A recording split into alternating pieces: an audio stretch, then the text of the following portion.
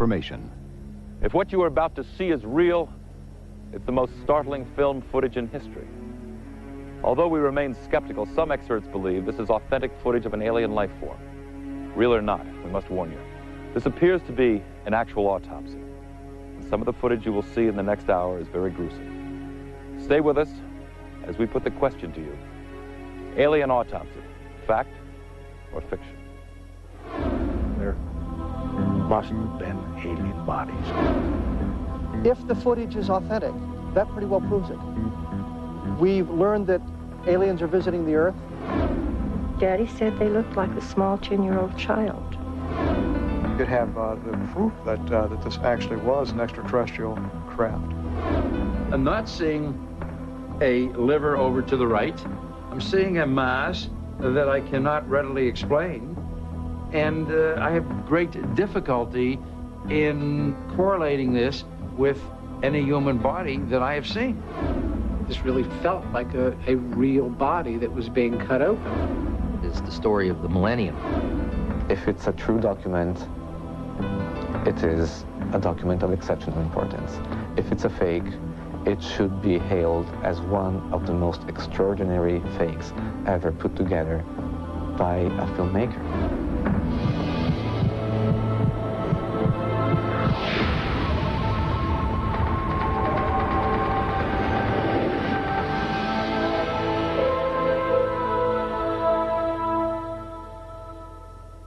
This is the Army airfield in Roswell, New Mexico.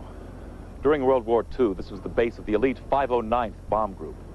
The Enola Gay that dropped the atomic bomb on Japan originated from here.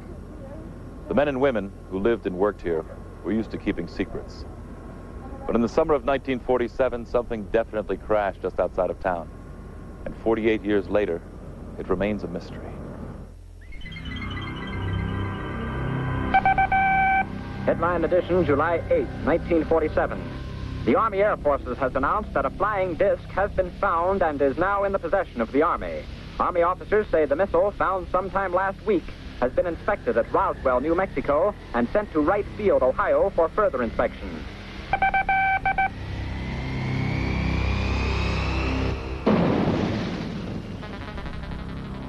I was called to headquarters, was given copies of a press release which stated in essence that we had in our possession a flying disc. I was told to hand deliver it to the 4 news media we had in town at that time. We had 2 radio stations and 2 newspapers. Walter Haut was the public relations officer for the 509th Bomb Group. His press release quickly made the rounds to the radio networks and evening papers around the country, feeding the curiosity of a nation where hundreds of flying disc sightings had been reported in recent months. But it was over almost as soon as it began. Within 4 hours, General Ramey, commander of the 8th Air Force, had taken charge, issuing a new statement. It wasn't a flying disc at all. Everybody believed it, that it was a weather balloon. The way it was handled, it was a real slick way. Say, yes, we've got a flying saucer, and then have a general who is much more knowledgeable, naturally, say, no, that was a new type of weather balloon. But the residents of Roswell knew it was something more than a weather balloon. My father was on the intelligence team at the Roswell Army Airfield, and it was his job to look at what they thought was a crashed aircraft or crashed something out there out of Roswell. When he came in, he was very excited. He woke my mother and myself up at must have been 1 or 2 o'clock in the morning, and he wanted us to see what he was bringing in from the field. He said, this is parts of a flying saucer, and it was all brought in and spread out on the kitchen floor, and we just looked at it. You know, I picked up this particular I-beam and held it up to my upper left to look at it with the kitchen light reflecting on the inner surface. And that's when I saw the writing, or the symbols of some sort. I thought at first, this is hieroglyphics, or some kind of writing like that. It certainly looked alien to me. While researching a book on the incident, author Kevin Randall discovered that more people had handled the crash debris than anyone had ever suspected. I think at last count, I had spoken to around 4 dozen people who who handled various aspects of the debris. The most dramatic is the foil-like material that you could wad up into a ball and let it go and it would unfold itself. They tried to burn it and they couldn't burn it. It wouldn't catch on fire, and they took out their pocket knives and they tried to cut it, and they couldn't cut it. Frankie Rowe had watched as her father, the Roswell fire captain, and his crew played with a piece of the strange metal. I guess they all had their chance to play with it for a while, and it was laying on the table, so I reached over and picked it up. And I played for it probably about 5 minutes. When you would wad it up in your hand, you couldn't feel it in your hand. You couldn't feel you had anything there. And it would go to a size that was so small that you'd have to look to see if it was still in your hand. And then when you drop it, it spread out all over the table.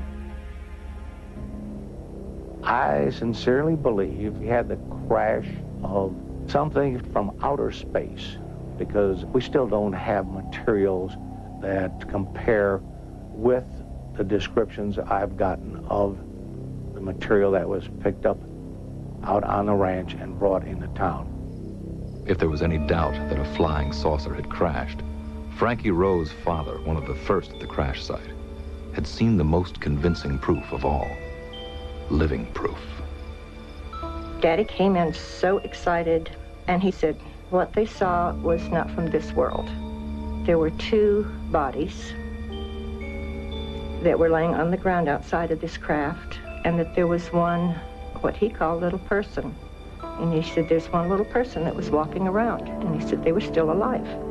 And he said that the other 2 were dead, and that this one that was alive was very sad. My dad would not have gotten excited over a weather balloon. He was not easily excitable. And this is the most thrilled I'd ever seen him in my life. He thought that was the most fantastic thing in the world. Through his numerous interviews with those connected to the Roswell incident, Kevin Randall has been able to put together a sequence of events from the time the spacecraft and bodies were recovered. The best evidence we have from a number of eyewitness sources is that the craft and the bodies were brought to Hangar 84 on the Roswell Army Airfield and stored overnight before transport. What we understand from the eyewitness testimony is the bodies were sealed in a large wooden crate kept at the center of the hangar. It's absolutely brilliant what they did. They announced they have a flying saucer, but they've already captured it. They've already got it. There's nothing to see, so nobody goes out looking for the thing. Then they shift everything to Fort Worth. The higher headquarters says, no, those guys made a mistake. It was just a weather balloon. The press can't find Jesse Marcel because he's in Fort Worth and he's been silenced. You know, when he came back from Carswell, after flying the debris, he did tell me not to talk about this, told my mother not to talk about this. This is a non-event. Play like it never happened. Don't even talk about this with your friends, which I didn't. And years later, he confided that he was actually part of the cover-up because he went along with the Air Force explanation, even though he knew full well that that was not true. There's corroborative testimony that suggests somebody was putting pressure on people to silence them, and they used what means were necessary to keep those people silent.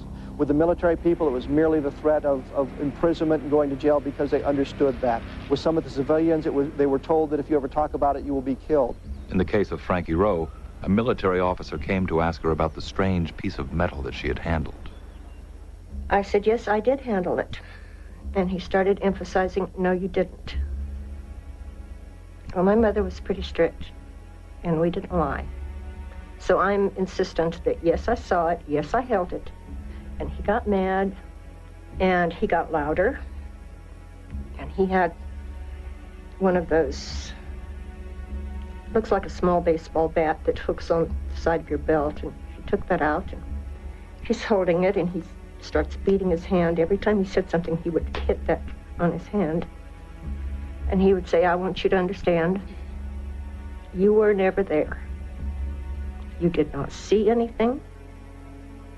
You did not hear a conversation. And he said, if you can't understand this, there are things that we can do.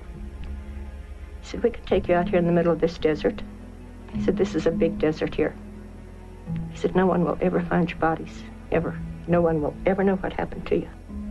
He said, the only way I'm going to let you stay around or live is if you promise you'll never talk about this the rest of your life. So I told him I wouldn't.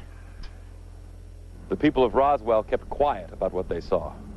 Supposedly, under tight security, everything from the crash was loaded onto planes. Many believe the debris was flown to Wright Airfield in Dayton, Ohio. The bodies were thought to have been flown somewhere else. The government wanted the story to die, and for decades, the cover-up was successful. But what may be the most convincing evidence somehow escaped detection. Coming up, for the first time ever, you'll see the incredible autopsy footage that some experts believe is the real thing. But first, we search for the mysterious military cameraman who supposedly filmed it when Alien Autopsy, Fact or Fiction, returns. Alien Autopsy, Fact or Fiction, is brought to you by Blockbuster Video. Make it a blockbuster night. If you're still trying to figure out what to watch tonight, we've got a couple of great suggestions.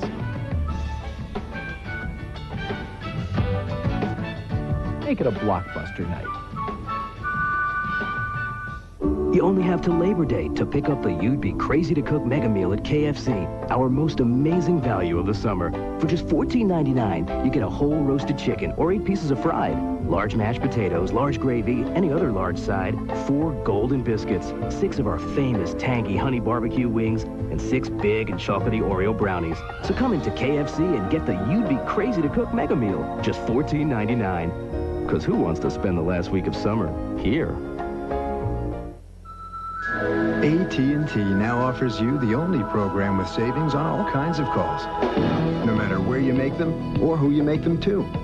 No competitor single plan offers this broader reach. Introducing AT&T True Reach Savings. You'll save on every type of call on your AT&T phone bill to anyone, anywhere in the U.S. Sign up and save 25% every time you spend just $25 a month. True Reach. That's your true choice. AT&T.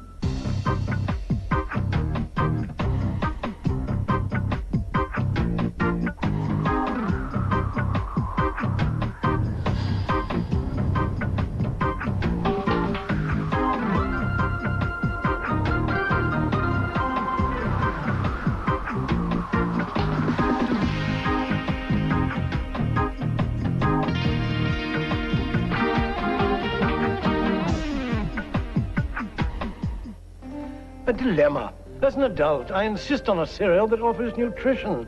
Yet I can't deny that part of me desires frosting. I want frosting. The proper cereal is low in fat, salt, and taste. What about taste? Relax. With Kellogg's Frosted Mini Wheats, you can have it both ways. For the adult in you, whole grain wheat, 98% fat-free, no salt added. For the kid in you, lightly frosted, great taste. I know it goes on my tray. The sweet stuff. Remember when you said, let's wait to see that movie when it comes out on video? Well, we just wanted to remind you did say that. And we got them. So what are you waiting for? Make tonight a blockbuster night.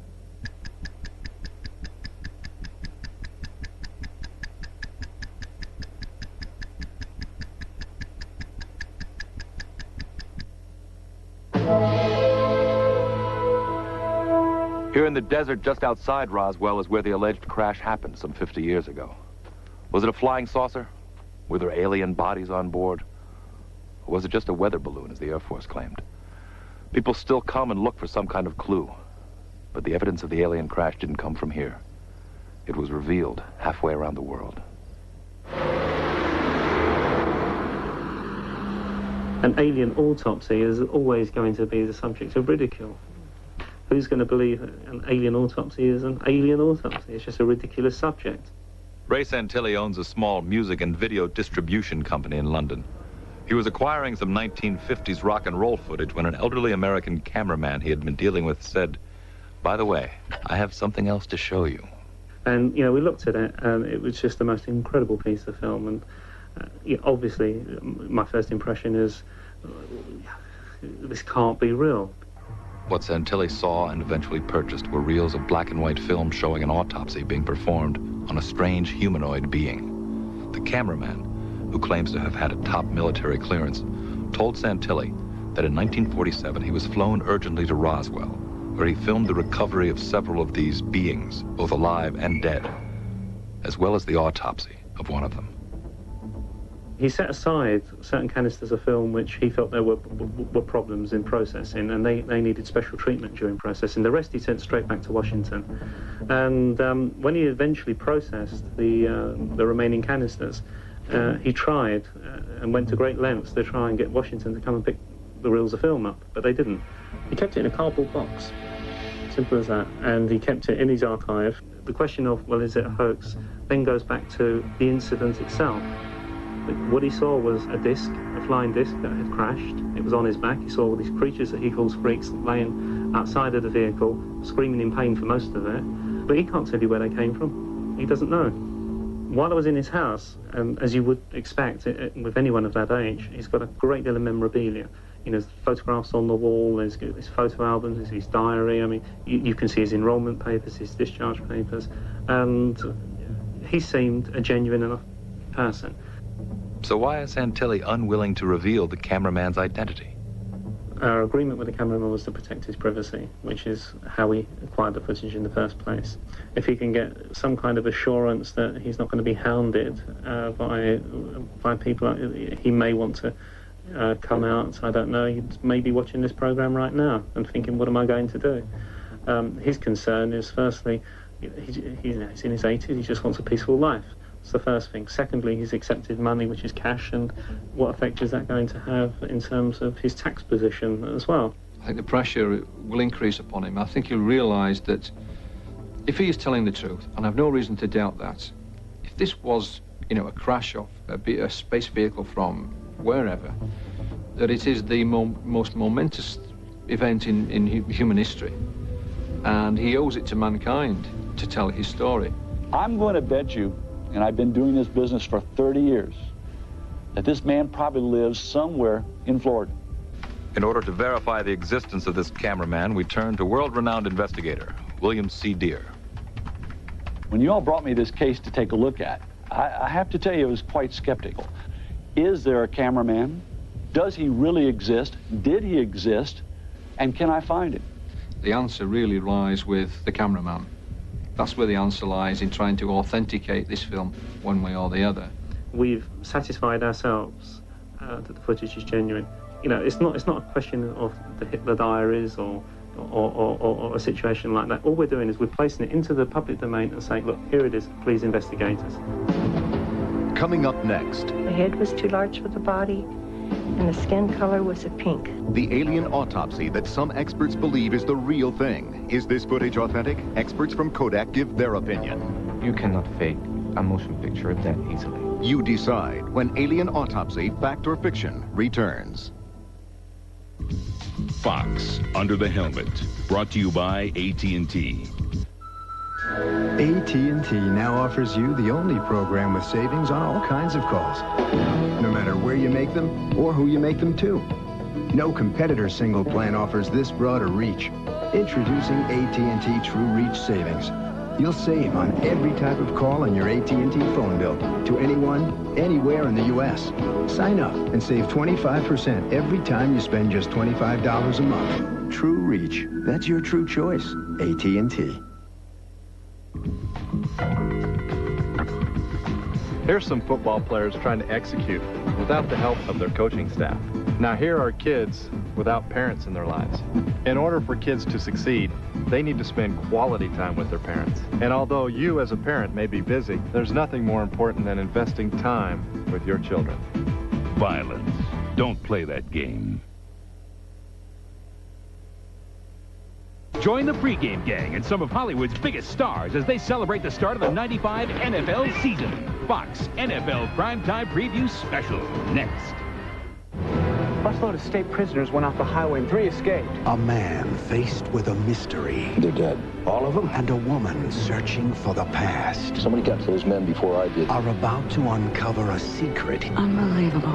Hidden for 130 years. No one must ever find out. All right, man, let's move out. Tom Berenger, Barbara Hershey. Last of the Dogmen. Rated PG. Special sneak previews Saturday and Sunday. The average commercial break can last up to 4 minutes. Just thought you'd like to know. Ice cold milk. Help yourself. It's Visine season. Time for red, irritated eyes. Time for Visine, the only eye drop recommended by pharmacists 4-to-1 over any other brand. So effective, it gives you 100% of the relief you need. Visine, it gets the red out. Traces of crimson on your toothbrush. Bleeding gums. It's caused by germs. Listerine kills them. It helps prevent the gum disease, gingivitis. Kill the germs. Spare your gums. Listerine, the power of prevention. The International Association of Wildland Fire just approved a nasal decongestant for firefighters on duty. It's Sudafed, approved because Sudafed relieves sinus and allergy congestion with no drowsy side effects. Sudafed clears you up without slowing you down. The ultimate terror has found a new place to hide. It's here! Alien 3, Tuesday at 8/7 Central on Fox. Entertainment Weekly says, sick of Seinfeld? Switch over to TV's funkiest cop show. Me and you, baby. Back on the streets. Catch the season premiere of New York Undercover, Thursday at 9, 8 Central on Fox. Join David Duchovny for the Emmy Awards, Sunday, September 10th on Fox.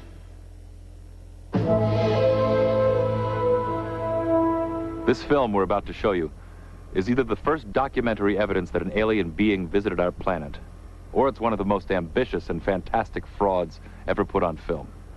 The alleged cameraman claims he shot the footage at Fort Worth Army Air Base. In a letter, he explains to us that one of the aliens discovered near Roswell had been secretly flown there for further study. This could be the world's first look at an actual being from another planet. You are watching the autopsy of what some say is an alien from outer space. Though silent, the 17-minute film is as dramatic as any science fiction thriller to come out of Hollywood. But this may not be a filmmaker's fantasy. This could very well be real. The strange body appears intact, except for an ugly wound on the right thigh. Two mysterious doctors wearing contamination suits study its bizarre features. A third person wearing a mask watches from behind the glass partition. Is this indeed a top-secret military autopsy performed on an alien in 1947? Like with any mystery, we need to hear from witnesses, examine the hard evidence, and bring in the experts. First, the eyewitnesses. Daddy said they looked like a small 10-year-old child. The head was too large for the body, and the skin color was a pink with a kind of a gray cast to it. And of course, you can't tell skin color in this, but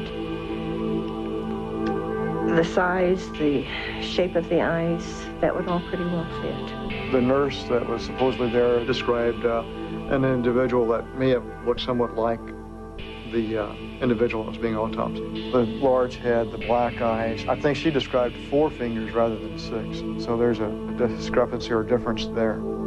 According to Frankie Rowe, her father discovered 3 beings still alive at the crash site. He kept saying, there's no need for us to be afraid. They're not here to hurt us. And he said that he really felt badly that we couldn't help them.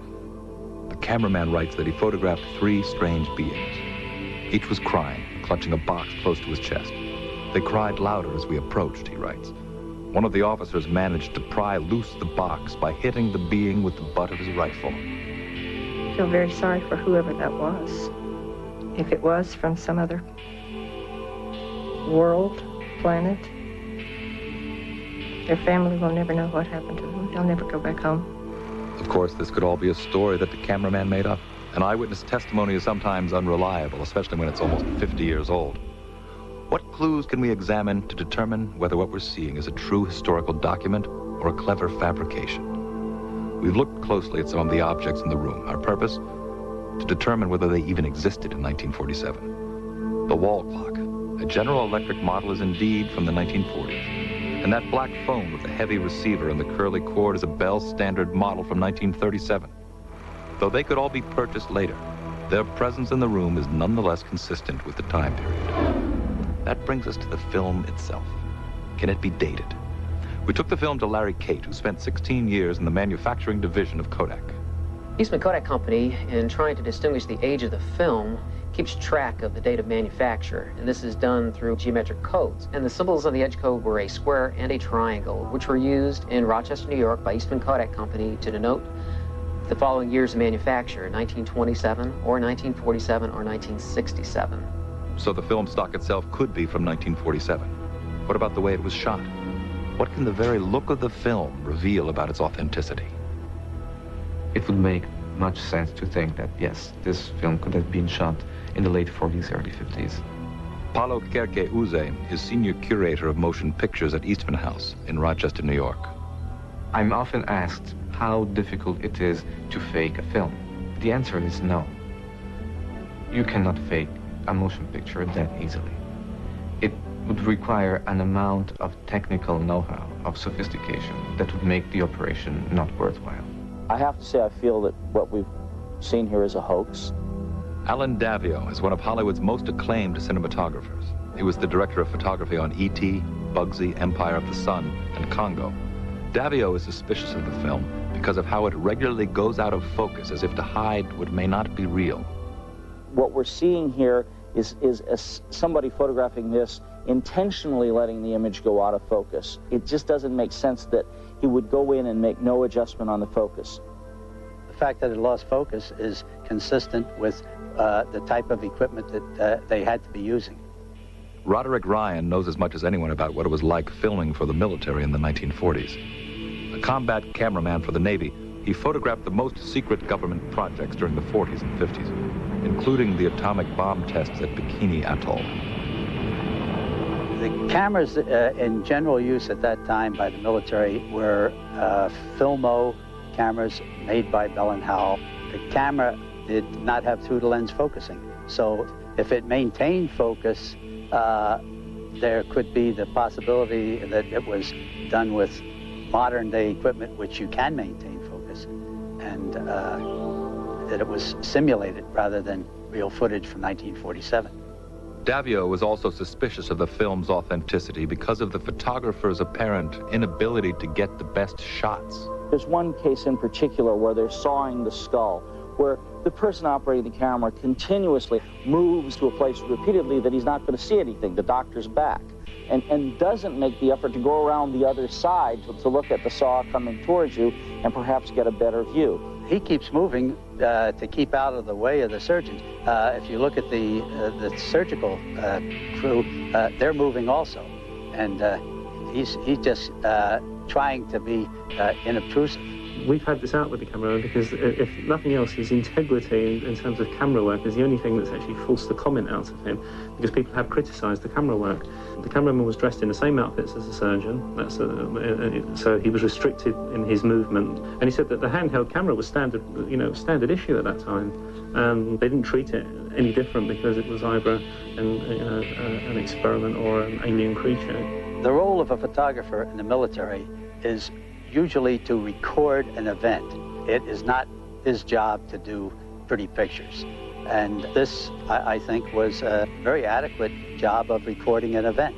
I will say that there's some terrific work done here, but I do not believe that this is a real event that I'm seeing. Every fake I've seen, the impression of fake comes up immediately.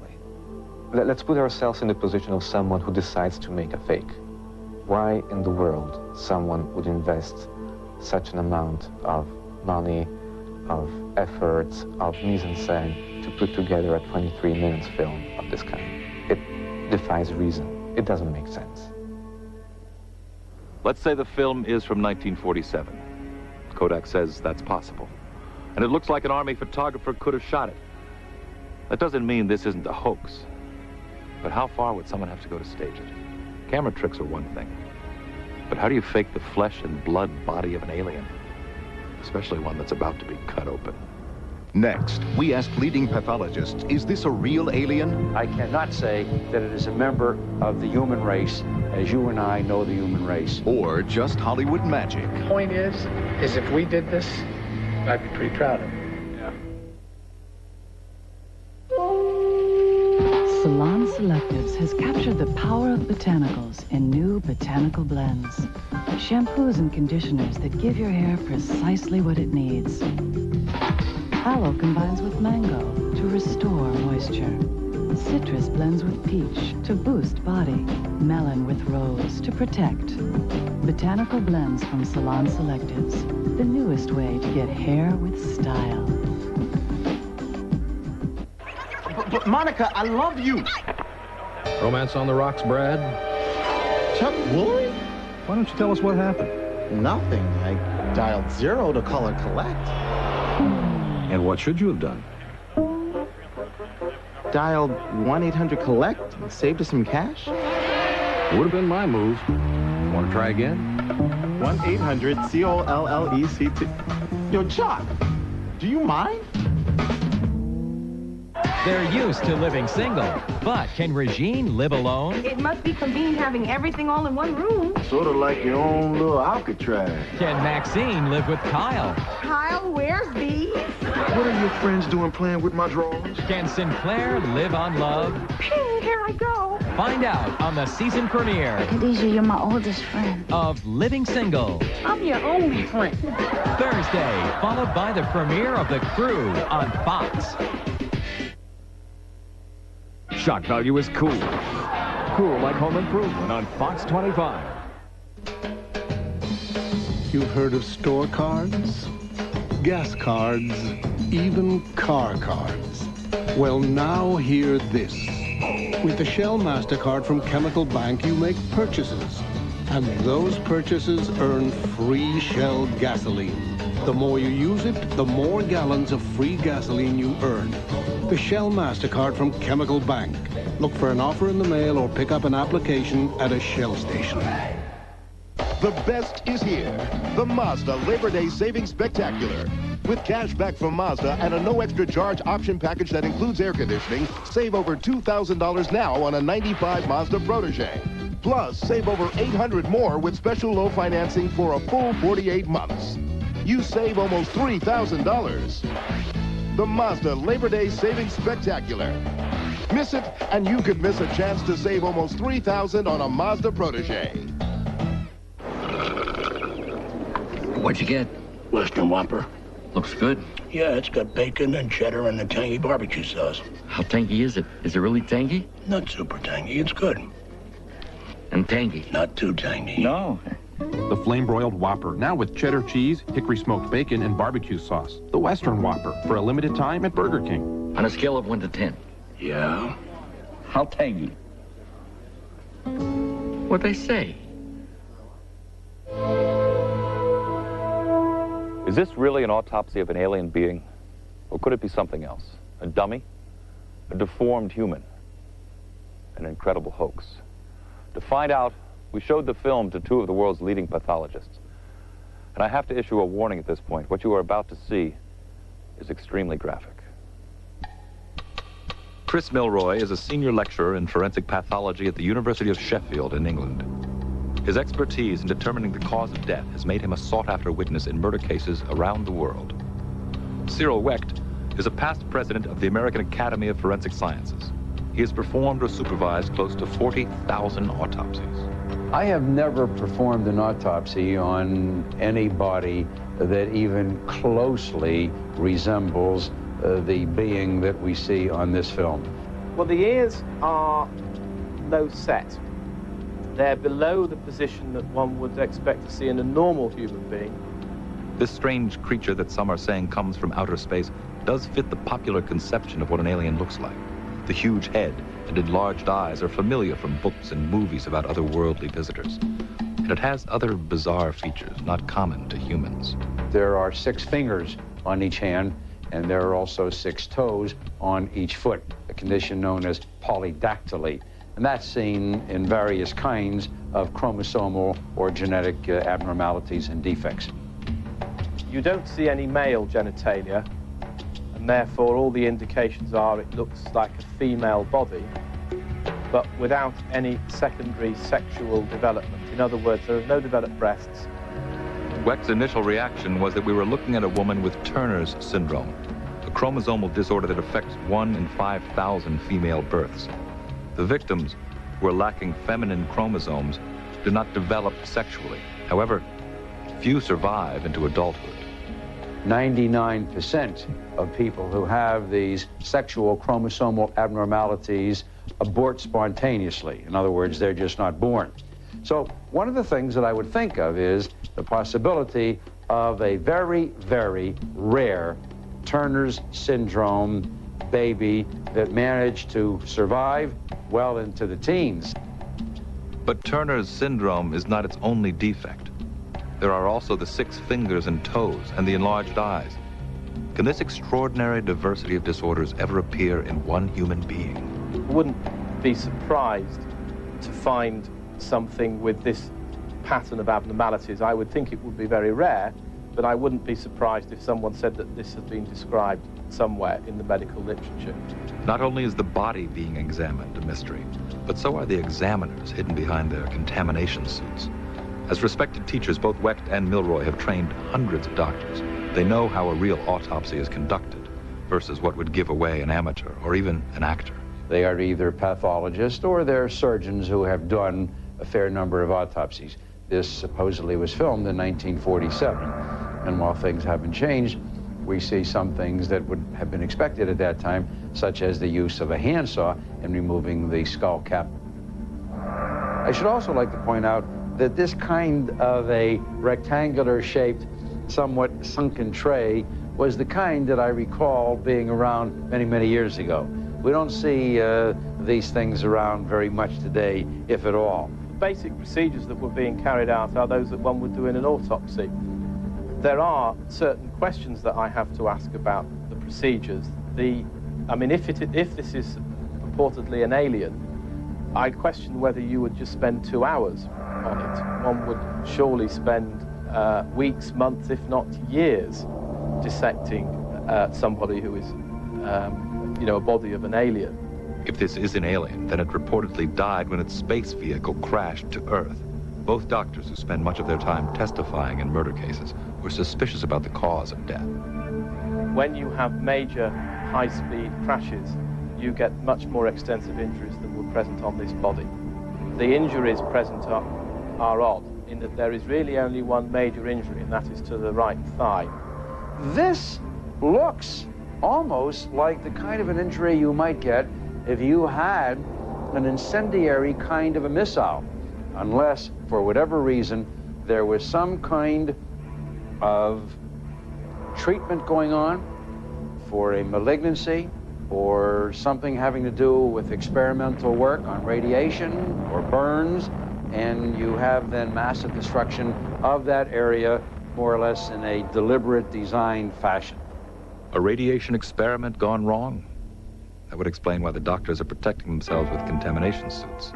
And radiation could be the cause of the being's death, and also its freakish deformities. Remember, Roswell, where the body was supposedly found, was near the site of our military's secret nuclear testing program. Could this represent some very unfortunate woman who had a malignancy, probably of the ovaries or the cervix, the uterus, who then received radiation treatment? That's a possibility that we should keep in mind. But that would not explain, as far as I'm concerned, obviously the polydactyly. That's not going to make toes and fingers grow. That would not explain the disproportionately large head, and would not explain the disproportionately large orbital sockets. If the pathologist cannot yet explain what could have caused this uniquely deformed creature, maybe they'll find the answer to the mystery when the dissection begins. That's when they take their examination to the inside of the body. I cannot relate these structures to abdominal contents. The liver, if it were the liver, should be over here to the right. I'm seeing a mass that I cannot readily explain, and I have great difficulty in correlating this with any human body that I have seen. This is a structure that must be the brain if it is a human being. It looks like no brain that I've ever seen, whether it's a brain filled with tumor, a brain that has been radiated, a brain that has been traumatized and is hemorrhagic. When it was outside of the body, what was shown in the tray did not, to me, look like a human brain. It just looked too discolored and misshapen. I would have to say, as difficult as it is for me to say it, as reluctant as I am to say it, that what I have seen here does not appear to be a human being. What is this? I would prefer to say, for the time being, that it is humanoid. I'm not going to say it is from a distant planet. What planet? I don't know. But I cannot say that it is a member of the human race, as you and I know the human race. Of course, another explanation is that this is not the body of a flesh and blood being at all, but rather a man-made creation designed to fool whoever sees it. How hard would it be to make a dummy that bleeds so convincingly? No one is better at tricking the public that monsters can be real than Stan Winston, whose company has created some of the most lifelike creatures to come out of Hollywood. He built the dinosaurs in Jurassic Park, and appropriately enough, the extraterrestrial predators of Aliens. For Winston, recreating a simple humanoid like this should be a piece of cake. My initial reaction when I first saw the piece was that it was not real, that it was a body that someone had created as a prop. And we started the autopsy and actually cutting this body open and knowing how difficult it is for us in the live effects world to actually simulate cutting skin. I started looking at it and saying to myself, if in fact this isn't real, I would be real proud of creating an image like that myself today. In fact, I want to talk it over with some guys here in the studio as to how we would do that.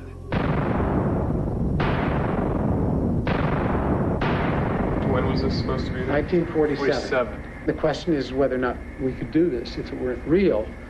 And let's take it back to just before the cut. The organic quality of the legs and the feet, and all that looks very good. You see how uniform the blood is on the inside surface of the skin and the amount of drippage down the side where it's uniformly wet on the inside? But, I mean, we never are able to do that. All right, let's fast forward it to the skull. Yeah, this is pretty incredible if it's a built prop. Point is if we did this, I'd be pretty proud of it. Yeah. This is what I find most interesting. Yeah, it's very real. Is the peeling of this skin and how to create this. Uneven exactly, and how to create that on a skull. Is to cast the skull inside the skin. But what about the wetness? And what about the unevenness of it? It's not like it's been cored. And what about the bleeding of it, the wetness of it that is not, you don't see tubes spurting, you don't see blood drip, it's just all evenly wet. What materials are out there that will duplicate skin like that? I mean, it's mostly the silicones that we're using now, specially formulated exactly. Silicones, and they didn't have those in 1947. No, they didn't. And anybody that's got access to them now has been out there doing a lot of big-time Hollywood monster movie stuff. Yeah, and I don't know how they did this. If it's been done today to look like it was done then, it would be a many, many multiple thousands of dollars. Stan, even if it wasn't made to look period, I mean, just to do this properly would be really... Be very expensive. And my hat's off to the people who created it, or to that poor alien that's dead on that table. Coming up next, our search for the cameraman continues. Well, I was at Roswell where the aliens crashed. And will the government ever come clean about what happened at Roswell? I'm hoping that they will someday release the information. Okay, listen. Some of you hounds are getting all turned around dealing with the opposite sex.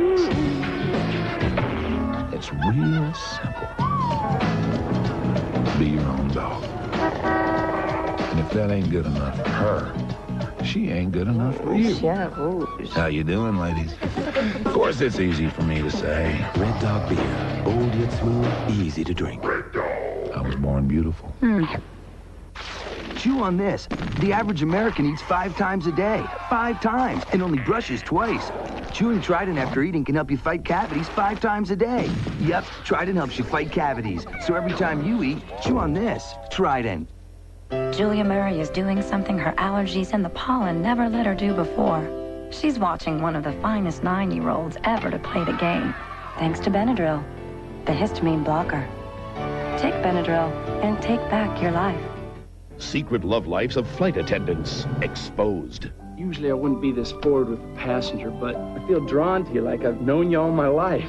You dated me for 3 years in high school. Well, that would explain it. Wow. Take Off with the Crew. Series premiered Thursday on Fox. May lightning strike, my pals, if we aren't the best of friends on and off the camera. It's a Fox NFL primetime preview special with Hootie and the Blowfish and some of Hollywood's biggest stars as they celebrate the start of the 1995 season. I don't know what the heck else you'd want. The Fox NFL primetime preview special next. Summer in the city, back of my neck getting dirt and gritty. While it's hot enough to fry an egg on the sidewalk, your Chevrolet Geo dealer can get you into a new 95 over easy. Get model year-end savings during summer value days. Like $300 cash back on Geo Metro with dual airbags and AM/FM stereo. It's one of the most fuel-efficient cars on the road today. Act now. Summer value days are almost gone at your local Chevy Geo dealer. Hey, I brought my nephew here to try Papa Gino's newest Primo Pizza. Look, buffalo chicken. I want cheese. Yeah, but what about grilled chicken and peppers? Cheese. Pepperoni Primo. Cheese. Well, when you order any large Primo for just $9.99, any additional large pizza is just $4. Even our famous 3-cheese pizza. $4? Whoopie-doo. I love the guy. Boston's favorite pizza, Papa Gino's. Normally, little Tommy Johnson wouldn't stand a chance against NBA star Grant Hill. But today, he's drinking Sprite. You're in my world now, Hill.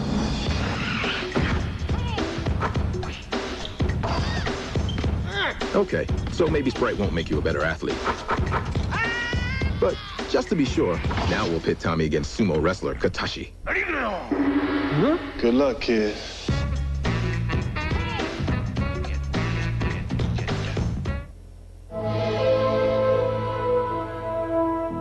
Our search for the cameraman is continuing. Here's what we know so far. We have a white male. We know he's 82 or 83 years old currently. We know when he entered the service. We know that he was in the service for 10 years. With a detailed profile constructed, Bill Deere set his team of investigators in motion. That's going to be a really important thing for us to follow up on because 1955 and the fact they're still in existence is going to give us some credibility as far as morgue files. It gives us something to look at. So let's pay particular attention to that. Joe has the photographic unit for the Army, Air Force. You've got it for the Marine Corps. And Michael, you can take Universal News. I called this morning on the history section of the military base. We could try Carswell. Carswell still has a good library. Now we're able to take all of that information. Oh, one thing that's important. We know that he's a human being. And a human being makes mistakes. People like to brag. People like to talk. So that is part of the profile too. We take all of that and place that into that unmarked can of food. And now I'm sitting on my desk, this can with the silver lining.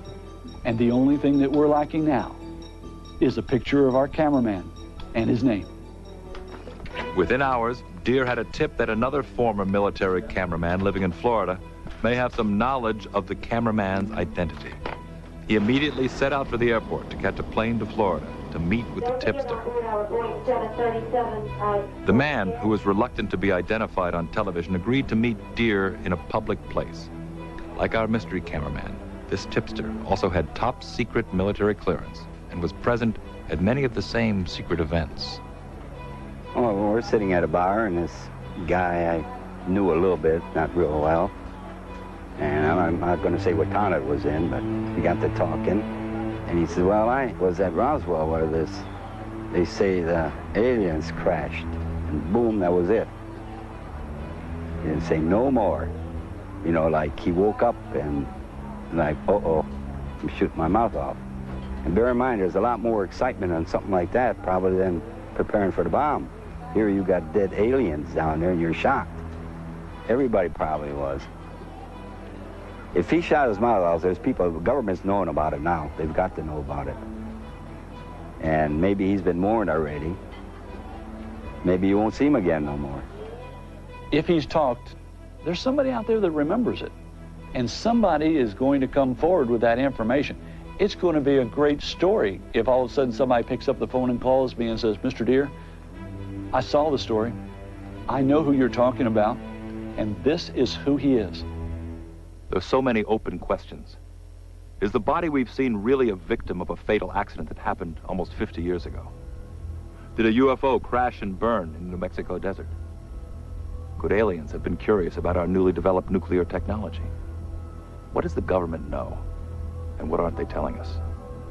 We'll never know until the secrecy surrounding the Roswell incident finally ends. I'm positive that there's information being withheld from the public domain concerning the Roswell event. I'm hoping that they will someday release the information. Tell us what actually happened. The witnesses to this still puzzling event kept to their promises and remained silent for decades. Many lived in fear of the very government to which they now turn for answers. Stephen Schiff, congressman from New Mexico, has taken up their cause. His mission?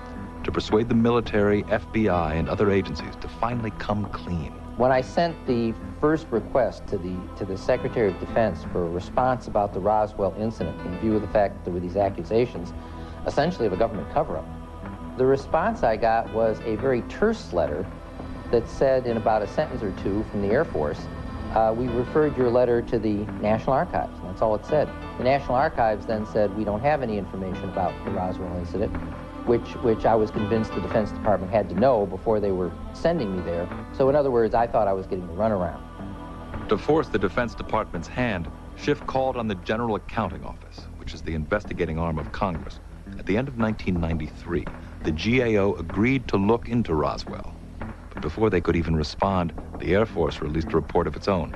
In late 1994, they offered a new explanation of what crashed in Roswell back in 1947. The Air Force maintained that the crash was still a balloon. They have disavowed the weather balloon story, but they say that it was then a different kind of balloon, a special balloon to go to very high altitude for the purpose of detecting whether the Soviets were exploding nuclear weapons in the atmosphere. I don't know that the Air Force has ever explained what took them so long to say this is the explanation, if this is the explanation. On July 28, 1995, the GAO issued its report on Roswell. It had requested classified and unclassified records from the Department of Defense, the FBI, the CIA, the Department of Energy, and the White House Office of Science and Technology.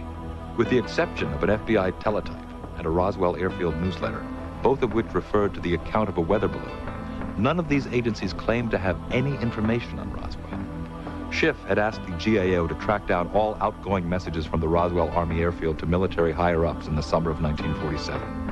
The GAO's findings? All these outgoing messages have been destroyed. They believe that the records, in fact, were destroyed more than 4 decades ago. So there's not an individual on the job now we can just call up and say, what happened to these records? And so the GAO has simply no further recommendations or ideas on how to go farther. The only records we're talking about being destroyed are communications from Roswell Army Airfield, 509th, only atomic bombing group in the world, out moving messages. How about the analysis of the materials? How about the autopsy reports? How about the eyewitness testimony from those who stood guard, those who carried it, those who tested it at various government labs? There ought to be a ton of other paper. Stanton Friedman and other researchers believe that the complete file on Roswell still remains hidden. It's a file they believe that includes documentary evidence of a crash of a flying saucer and the autopsy of the alien found within. There is no question that film exists of the autopsy. When you have an event like this, you're going to film every aspect of it. We've been told by people who participated in the cleanup on both the debris field and the impact site that photographs were taken. Film was taken. All this exists somewhere. Is this film part of that evidence? Or is it simply a hoax not even connected to Roswell, but that some are hoping is real in their eagerness to find answers to this 50-year-old mystery? I see nothing in this picture which leads me to believe we're dealing with aliens as opposed to Earthlings with peculiar characteristics. The wreckage doesn't look like anything I've seen from descriptions of wreckage by witnesses I trust. I can find nothing to link it. It doesn't seem to me that somebody has put together a gigantic spoof here. If they have, boy, they're wasting their time in engaging in some small ripoff like this. They should be in Hollywood making some fantastic films with Steven Spielberg or something. Nothing about this thing feels phony. If you came to me and said that you created this illusion, you'd be working here like that. My guess is that this was done by somebody strictly for money. I think eventually it will be shown to be a hoax, but by that time, Santilli will have collected his royalties from the different television companies throughout the world, and he will have made the majority of his sales of videos. If it's a true document, it is a document of exceptional importance. If it's a fake, it should be hailed as one of the most extraordinary fakes ever put together by a filmmaker. Was this a real encounter with another civilization? A bizarre human experiment gone wrong? Or an elaborately staged production? We don't claim to have the answer. But by consulting with film experts, eyewitnesses, pathologists, and some of Hollywood's top movie makers, we've given you an opportunity to hear from all sides. Is this alien autopsy really fact or fiction? Until we know more, you'll have to decide. Alien Autopsy, Fact or Fiction, returns. Everybody needs some money sometime. Everybody needs some cash somehow. Hello? Rita, got your credit card? I need $500. Now. I'll call Western Union. Just call 1-800-CALL-CASH and you can use your credit card to send money from home, anytime, day or night. And that can make everyone sleep easier. Western Union, the fastest way to send money worldwide. Let's go out to the kitchen. Let's go out to the kitchen. Let's go out to the kitchen and have ourselves a snack. Ice cold milk. Help yourself. They're big, they're bad, they're fast, and they're at the back-to-school sale at Payless. Yeah, they're athletic, and they're on sale at Payless. Flash and Furious All-Court High Tops and Speedy Segas, exclusively and only at Payless, are on sale starting at $14.99. And kids' glow-in-the-dark power lights are priced just right to light up your night. So hurry to Payless while they last, because they're fast shoes, and you can get them, but you can only get them if you buy Goodbye. He has lived an eternity. Who are you? That's a long story. He has many names. What are you doing this, Gabriel? I'm an angel. I kill firstborns while their mamas watch. And now, his evil is about to be unleashed on Earth. Oh my God. Critics are calling The Prophecy a terrifying supernatural thriller, the most frightening film of the year. You can't have her! Christopher Walken, The Prophecy, rated R, starts Friday everywhere. It's Visine season. Time for red, irritated eyes. Time for Visine, the only eye drop recommended by pharmacists 4-to-1 over any other brand. So effective, it gives you 100% of the relief you need. Visine, it gets the red out.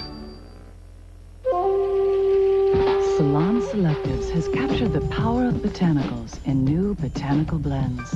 Shampoos and conditioners that give your hair precisely what it needs. Aloe combines with mango to restore moisture. Citrus blends with peach to boost body. Melon with rose to protect. Botanical blends from Salon Selectives, the newest way to get hair with style. For years, mankind has searched for life among the stars. Unfortunately, we found it. Space Above and Beyond, coming to Fox Sunday night. I'm Lila Orbach. Tonight on Fox 25 News at 10, a 4-year-old boy gunned down in Dorchester, and a 12-year-old girl loses her fight to attend the Boston Latin School. Details tonight. What if? What if? What if the alien is real? Let's consider. He was an explorer, perhaps a scientist. Crashed and died on a distant blue planet, light years from his home. A frightened race of beings found his lifeless body, performed experiments and hid the results. Why did he come to our planet? What went wrong? Obviously, his own mission failed. But in his death, he may have delivered the most important message mankind has ever received. We are not alone. I'm Jonathan Frakes.